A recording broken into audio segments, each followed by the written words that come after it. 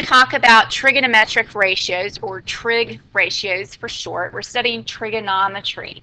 So trigonometric is just the description of the word trigonometry, the adjective form.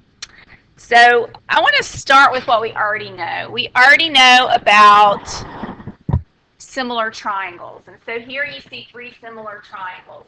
How do you know that these three triangles are similar? Or what would have to be the case for these three triangles to be similar? The sides have to be corresponding. The corresponding angles are congruent, and what do we know about the corresponding sides? They have to be proportional. Very good. Okay, so let's go through and look at these sides. So let's start with this first triangle that has angles A, B, and C. And we're going to come up with a ratio. We want to find the ratio of the side opposite angle A over the hypotenuse. Let's just see if we can come up with that ratio. What's the length of the side that is opposite angle A? Good, it's 9. 9 is the side opposite angle A. Alright, so 9 is the side opposite angle A in our first triangle. What's the hypotenuse in our first triangle? 15. Good. So let's look at our second triangle. What's the side opposite angle D, and what's the hypotenuse? 3 and right. And what's the side opposite angle G in our third triangle, and the hypotenuse in that one? 1.5 and the hypotenuse is 2. Good. Now I'd like you to take out your calculators, and I'd like you to simplify each of these ratios by changing them into a decimal.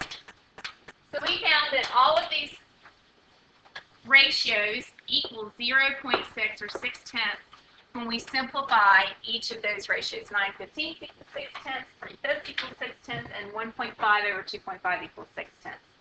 So now let's look at our next ratio. Now we're dealing with angle B on our first triangle instead of angle A. So if you can tell me the side opposite angle B. 12. It has a length of 12, that's right. And then who can tell me what the hypotenuse was for that same triangle? 15. 15, good. Now let's look at the middle triangle. What is the length of the side opposite angle E? 4. Right, 4. And what is the hypotenuse of that triangle? 5, good. Now let's look at the last one. Who can just give me that ratio of the length of the side opposite angle H over the hypotenuse? 2 over 2. Good. Now I'd like you to find the decimal that all three of those are equal to. Right. All three of these equals 8/10 or 0.8. So what we're finding here is that the ratio of one side to another within one triangle equals the same ratio of that same side against the other same side in another triangle, right? So let's look at the next problem as our next example. We have the adjacent side, the side adjacent to angle A in our first triangle. So let's look at our first triangle. Here's angle A. Now there's technically two sides adjacent to angle A. One is a leg, and one, which is 12, and one is a hypotenuse, which is 15. When we talk about adjacent sides, we're not talking about the hypotenuse, because if we want to talk about the hypotenuse, we're just going to say hypotenuse. When we're talking about the legs are either going to be adjacent or opposite some angle, but the hypotenuse is always the hypotenuse. Okay? So if I say side adjacent to angle A, what would the length of that be? 12. Good. And of course we know our hypotenuse is 15. So what do you suspect? Let's simplify this fraction right now. What do you suspect this would be equal to in our next one? 4/5. That's right. If we were to simplify 12/15, that equals 4/5. Let's see if that holds true. the side opposite D, or adjacent to D, sorry, is 4, and the hypotenuse is 5. Sure enough, the adjacent side to the hypotenuse of the same angle is going to give you the same ratio, just in a different simplified form, right? So what is the adjacent side of G over the hypotenuse in our smallest triangle? 2 over 2.5. Good. Does anybody know what decimal all of these will simplify to? 0.8. Yeah. Happens to be the same as the ratios above it, right? Okay. So what we know is that when you have similar triangles, that all the angles that correspond to each other, in other words, that fit on top of each other, have to be congruent. And we talked about here, if that happens, it does force the sides to be what? Proportional, right? And so if we were to look at this triangle is actually made up of a great big triangle, and then we have a medium triangle, and then we have a small triangle. These three triangles are all right similar triangles. How do we know that? I mean, we can assume they're right by the way that they're shaped, but how do we know they're similar?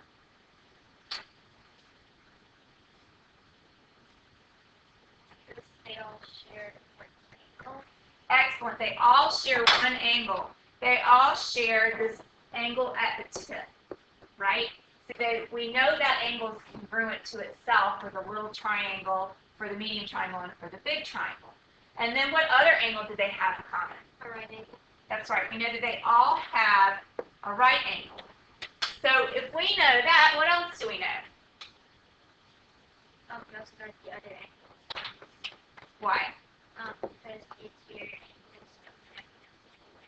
Excellent. Since all three angles of a triangle have to equal 180, if we know that 2 out of 3 are congruent, we know the third has to be congruent.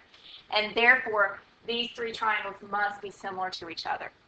So because of this idea, we know that anytime you have a right triangle, you can split it up like this and get other similar triangles.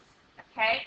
And we know that the ratios of the sides of one triangle are going to equal the same ratios of the sides of the other triangles. That's what we just saw, right? So we know, I'll use color to kind of show this. We know that this side right here, compared to that side, is going to give us some decimal. It'll give us a fraction that we can turn to a decimal. And we know that this side, compared to that side, has to give us the same fraction or decimal in simplified form, if we were to simplify it. And again, the ratio of this side to that side would then have to give us the same exact fraction or decimal in simplest form, right? Those three ratios would all have to equal each other. That's what we saw right here. That is trigonometry. That is the basics of trigonometric ratios. These are the ratios. The two sides being compared to each other is a ratio. Having those set equal to two sides of another one gives us a proportion, right? But all three of those are congruent ratios. So if I know that this blue triangle, for example, if I know that it has one angle, this angle here is, say, 1 degree, and this is 90 degrees, what do we know about that little angle up at the top? What is the measure of that little angle at the top? The other acute angle.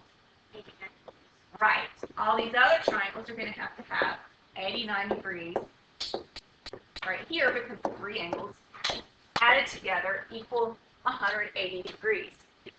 So what we're learning is that for any right triangles that have 1 degree for one acute angle, 89 degrees for the other acute angle, and they're all right triangles, that the ratios of the sides are going to be the same.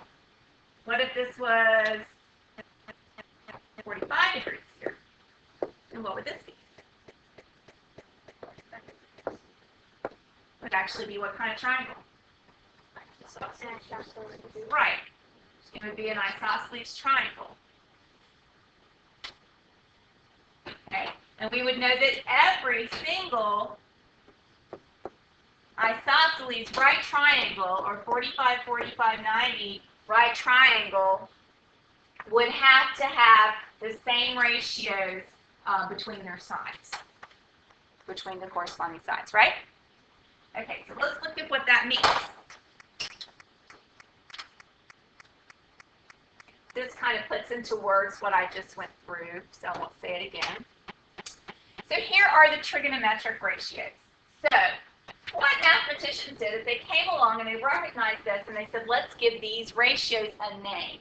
And the name is, it doesn't matter what triangles we're looking at, whether they're 1 degree, 89 degrees for the acute angles, or 45, 45 for the acute angles, we are going to come up with a name that says, if you look at this angle, and you look at the side across from it and the side next to it, here's a name for that ratio. If you look at some particular angle, maybe it's the 1 degree angle, and if you look at the hypotenuse, and you look at the side next to it, this is the name for that ratio.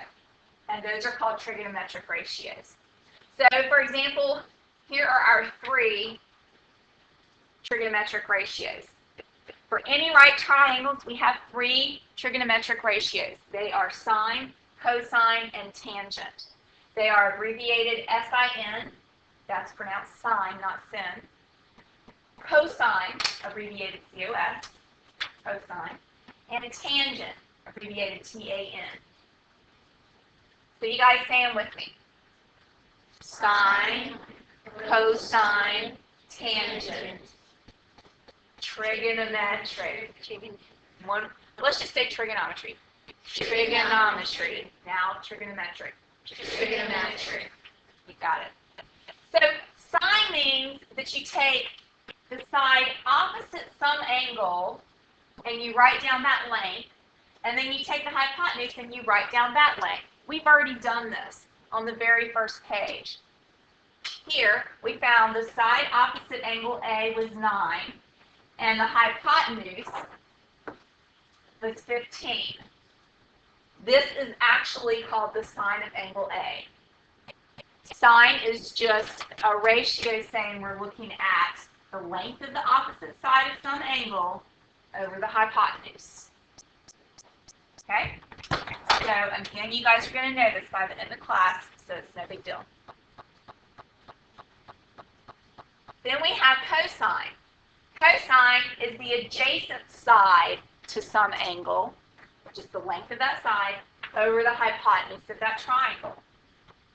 So we did cosine also. I just didn't call it that.